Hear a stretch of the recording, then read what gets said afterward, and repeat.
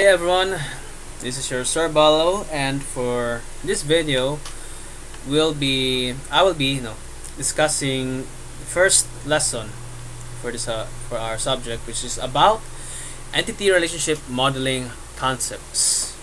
Now, for this lesson, we'll be tackling a lot of topics. So these are the following topics for this lesson.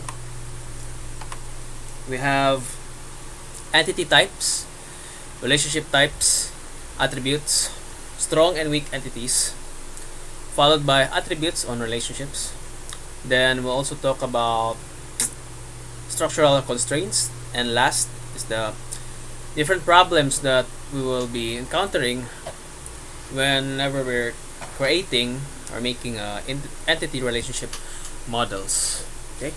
Now, since this lesson will be covering a lot of topics, so to make this video easier na ma-consume, so imagine na whole hour mo tong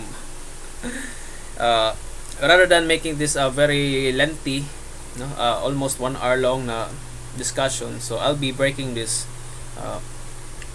lesson into different videos.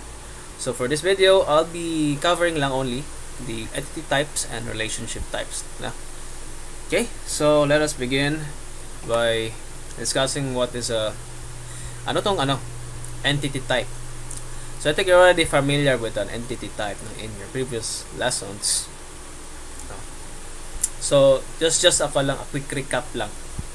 Anyway, so that refresh natin yung mga na-learn nyo that from the previous subject that's related sa subject natin, which is I think if I'm not mistaken, na discuss to sa database management nyo na subject. Okay, so entity type. What is an entity type? It represents a group of objects in the real world. So pag sinabing entity type, so this could be objects in the real world with the same properties. Also, an entity type has an independent existence and can be objects with a physical, so yun ang na-mention or when you say physical, or something nakikita or tangible, nahahawakan in the real world, so sa totoong buhay, sa totoong mundo. Or it could be objects na conceptual, something na parang nasa mind lang nag-exist. Okay, so I'll be presenting some examples naman, just to clarify. So we have some examples of entity types. So in the physical, yung as I mentioned, that yung nahahawakan or nakikita in the real world. So we have stuff, we have property or pagmamayari, customer, part or body parts or spare parts, depende na lang sa context, supplier. So this is obviously a person or a company. Then we also have product. Now in the conceptual sense na entity types, we have viewing, probably viewing, yung nakita niya, I don't know what view. Inspection, ano yung na-inspect, depende na lang sa context. Sale, these are the yung nabenta. And then work experience. So these are just some examples of entity types that are conceptual. Then how do we represent this an entity type in an entity relationship diagram? Now, as I think I haven't mentioned this one. So in our course, in our subject, we will be using a different notation.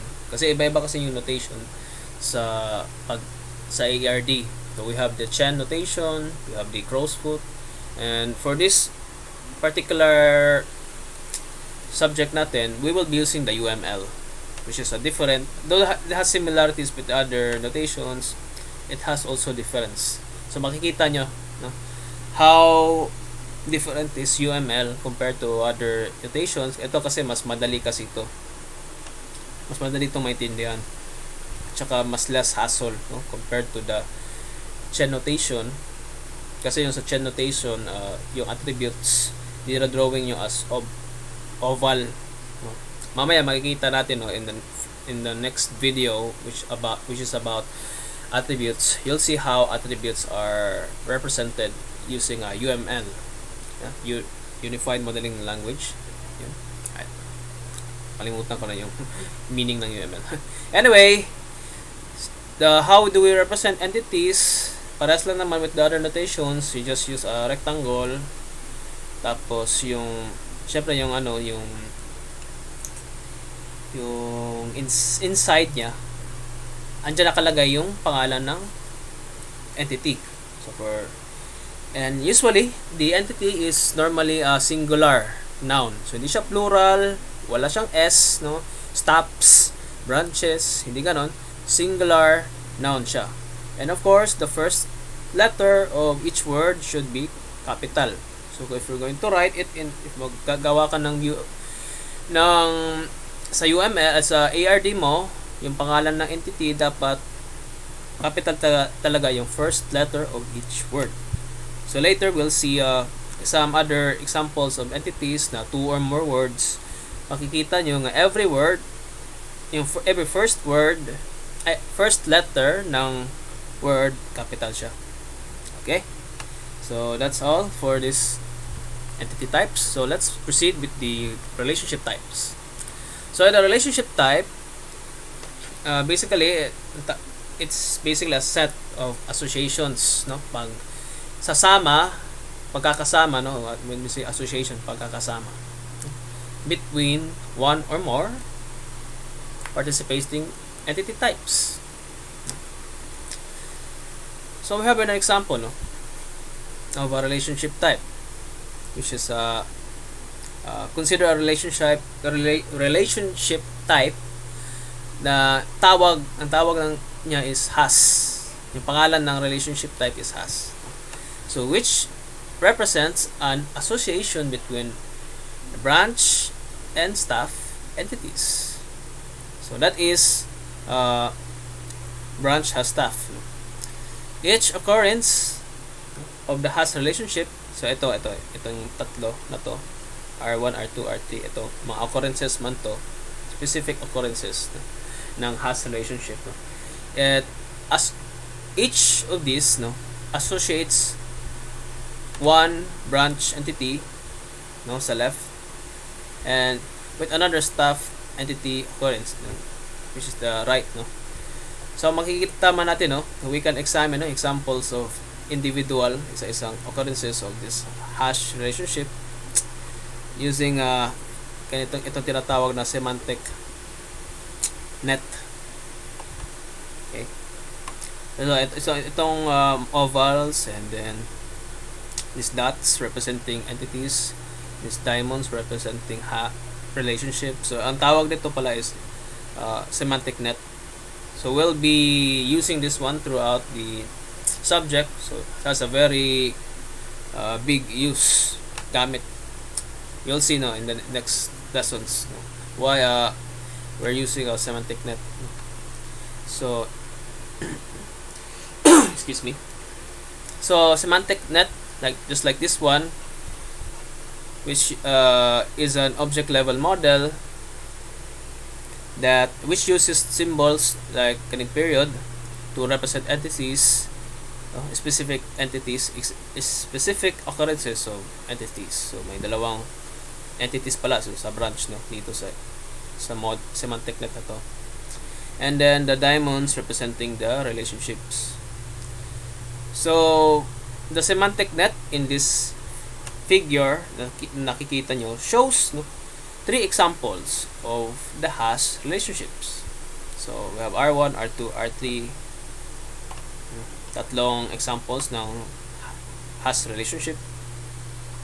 So each relationship describes an association, no, of a single branch entity occurrence with a single staff entity occurrence. And relationships are represented by lines, no, in this semantic net. So, pag makita nyo na may lines, it means na there is a relationship. No?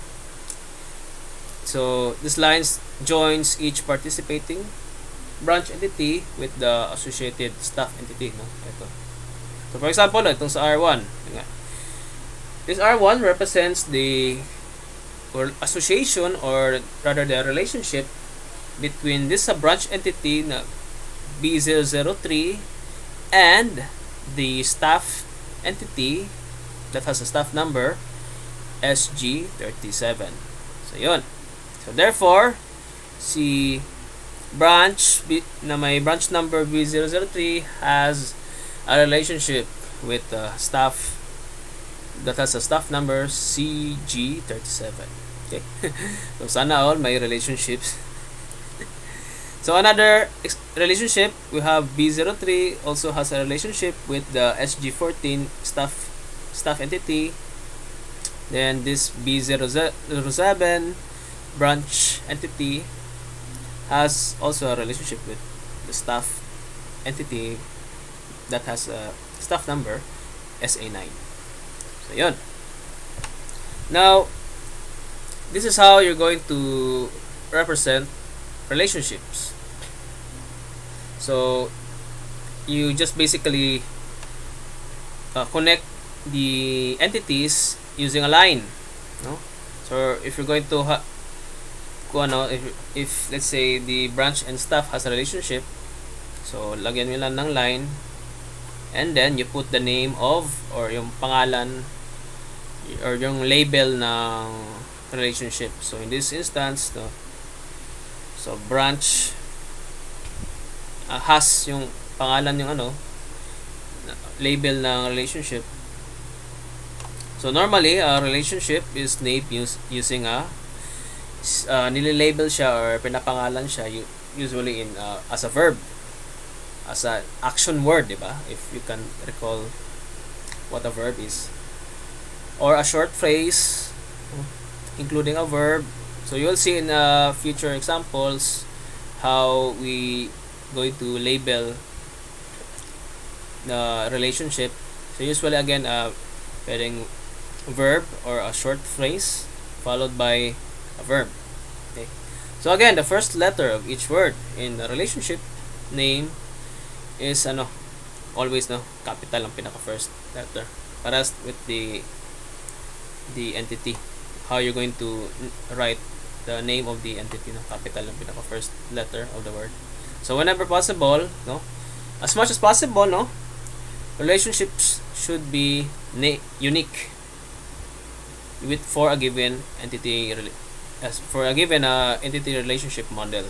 So of course, in a entity relationship diagram or ERD, hindi man lang dalawang entities na meron, could be more than let's say pwedeng 3, 4, 5, and of course there are many relationships. So again, as much as possible, yung mga pangalan ng mga relationships could be dapat unique, different from one another.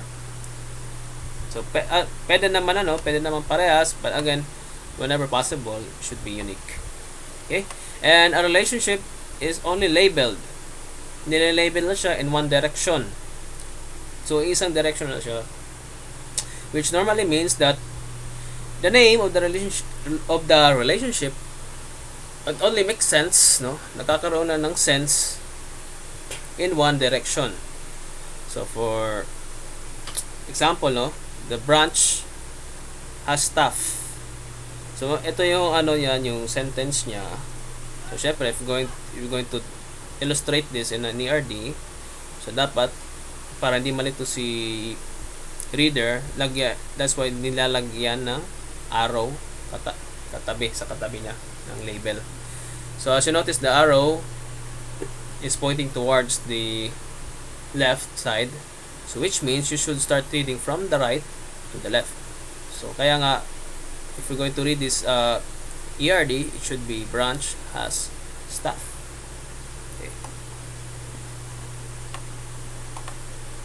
Okay, so in the relationships, it also has kaning tinatawag na degrees, or in other words, the number of participating entity types. So in a relationship, there could be many possible number of participating entity types, just like in a relationship, in the real world. Sometimes we have a relationship with ourselves or self love. We could have a relationship with another person, or we could be in a relationship in a three, in which tatlo kayo sa isang relationship. Baka yung isa is kabet. Or pwedeng quaternary, which means could be more than 3 or more. Baka for example, ikaw pinagsabay mo yung mga jowa mo, 4 kayo lahat. So yun, that can be applied also in illustrating ERD, okay, entity relationship modeling. So first we have the most common. Ito yung pinaka-common nga type of relationship, which is binary. Okay? Binary meaning dalawa. So as you can see in this example, we have 2 entities that are in a relationship. So yung name ng relationship niya is owns. So this particular ERD represents this sentence, private owner owns property for rent. So yun, itong sentence ito yung equivalent niya in ERD. Then in ternary, meaning ng ternary is tatlo na ka. Okay? So therefore, there are 3 entities that are involved that are in the relationship to one another. So in this instance, we have this sentence or this database requirement where staff registers a client at a branch.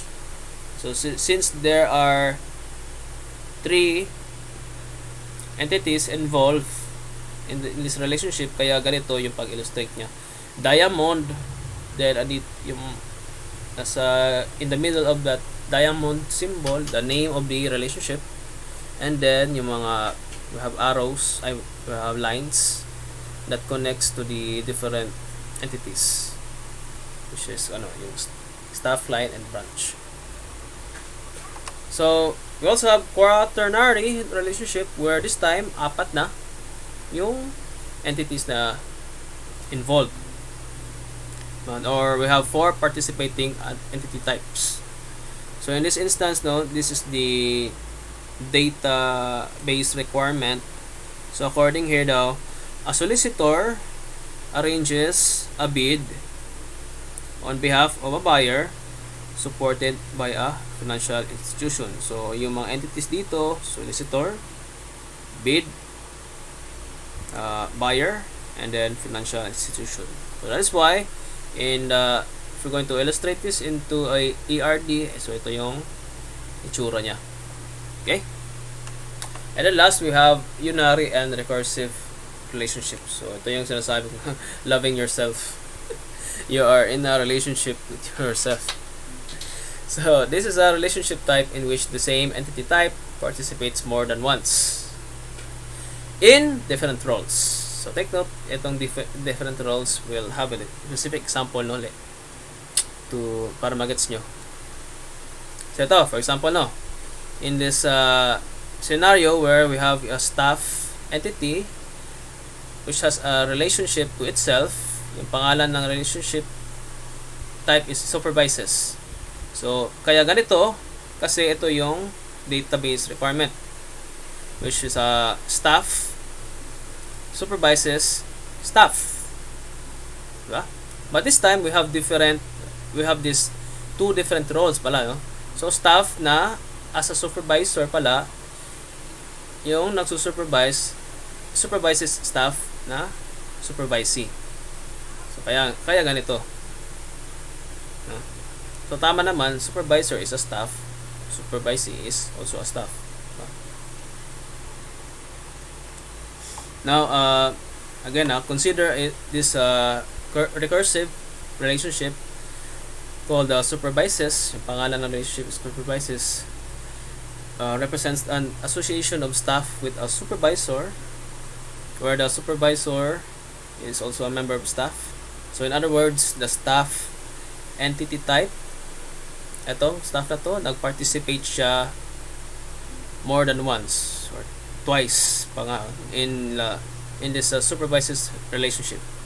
So yung first participation niya as a supervisor, and the other participation, the second participation, as a member, or simply put, supervisee. Okay. So relationships may be given role names. So in this instance, no, sa ARD na example na to, nilagay yung mga role names. Okay. Para ma-indicate, no, kung ano yung purpose that each participating entity type plays, no, in a relationship. So role names, like these two, ito, role names ang tawag nito, can be important for these kinds of relationship, itong unary or recursive, to determine the function of each participant. So kaya kung syempre kung ano lang to, kung wala to staff supervises staff, parang hindi na natin maintindihan ano ba tong staff supervises staff. So kaya nilagyan natin staff supervisor supervises staff na supervisee para may sense na to, mas maintindihan natin yung ibig sabihin nito ng diagram. Okay, now speaking about role names, kasi na-mention man yung role names. Role names may be used when two entities are associated. So, merong dalawang entities na are associated but in a more than one relationship type. So, ito, for this example, meron tayong staff and branch entities. Tapos, meron silang dalawang magkaibang klase ng relationship type. So, you have manages, yung first na relationship type, and then the next one is the has relationship type. So, as shown in this figure, the use of role names. So, ito, yung mga role names. For this instance, may gamit na talaga siya, no? The use of role names, it clarifies yung purpose ng each relationship. So, kaya nga, pag nilalagyan natin ng role names, yung mga entities, mas naiintindihan natin kung ano yung ibig sabihin ng relationship type ito, no? So, for example, in this case of staff, ito itong nakapula, no? Manages, no? Staff manages branch. A member of staff given the role of manager manages a branch office, or branch that given the role name branch office. So similarly, yung sa baba na has relationship type, branch has staff. So a branch entity, no, given the role name, for this time around yung role name niya branch office, no, has staff binigyan ng role name na member of staff, kasi ito yung yung ibig niyang sabihin, branch office has member of staff. Yeah. So this is what basically it means, no? So again, putting role names, especially in these kinds of scenarios nga yung may dalawang entities na may dalawang magkaibang relationship types. So para may sense, para mas magkaroon ng understanding sa diagram na to, we put role names. Okay, so I think that's all for this video, and in the next video we are going to continue our discussion, but this time we'll be talking about attributes. Okay, so that's all for this video, and thank you for watching.